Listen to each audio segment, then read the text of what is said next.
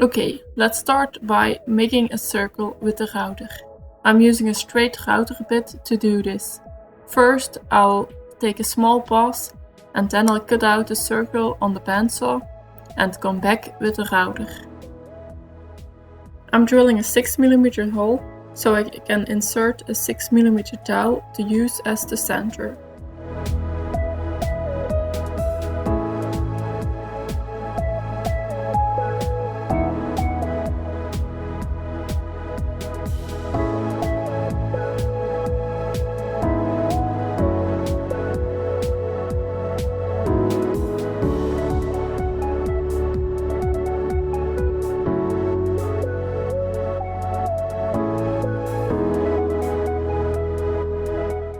I'm attaching my circle to a scrap board of wood with double-sided tape.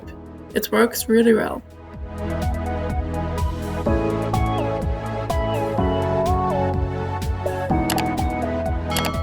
The manual of the router says you can remove 3mm at a time, but I'm going a bit less because I'm a newbie with the router.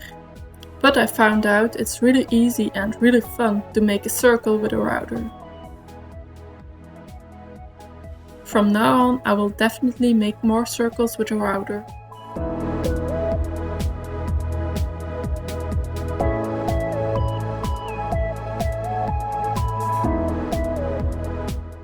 Now I will round over the edges. It's really easy to change router bits.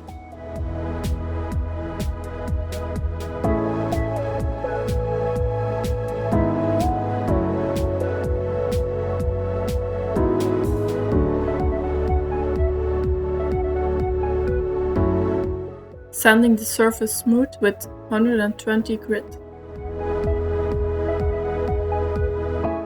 As you can see, removing the double-sided tape is really easy. Now it's time to sand the edges. I've made some rough templates to place the numbers on the clock.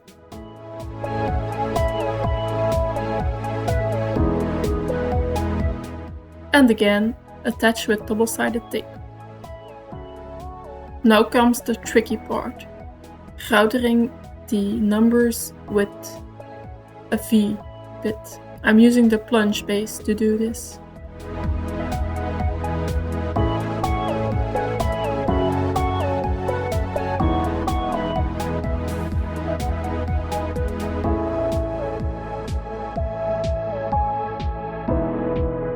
Phew!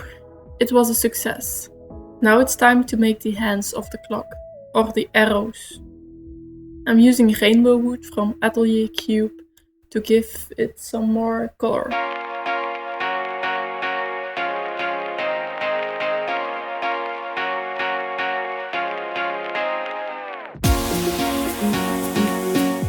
I'm gluing the colored veneer onto some beach.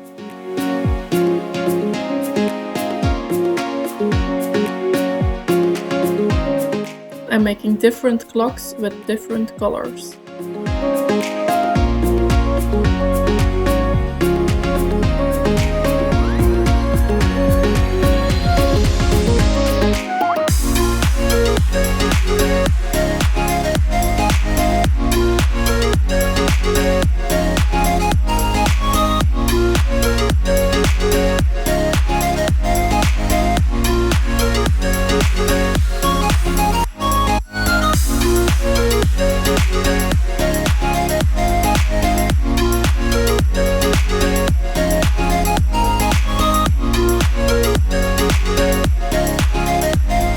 Here I'm making a little knob to go on top of the arrows of the clock.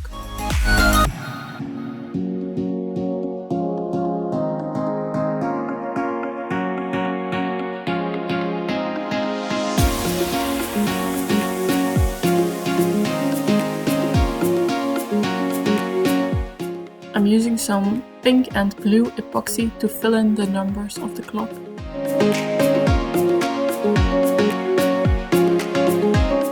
I'm sanding down the spare epoxy.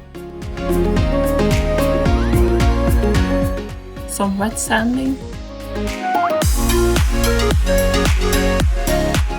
And Now I can glue the towel in place and the little knob on top of the arrows.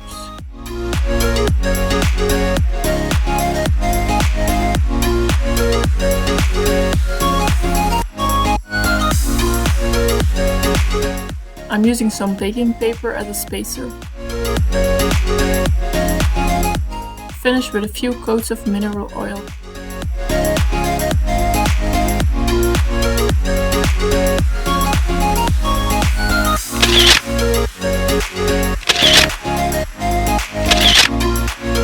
Hi, thanks for watching until the end. From now on, some kids will be able to learn the club. A big thanks to Makita for supporting my project of making toys for charity. Thank you. And I'll see you in one of my new videos or old videos. Bye! Oh, and if you want to know how I made this painting, there's also a video about this one. Bye!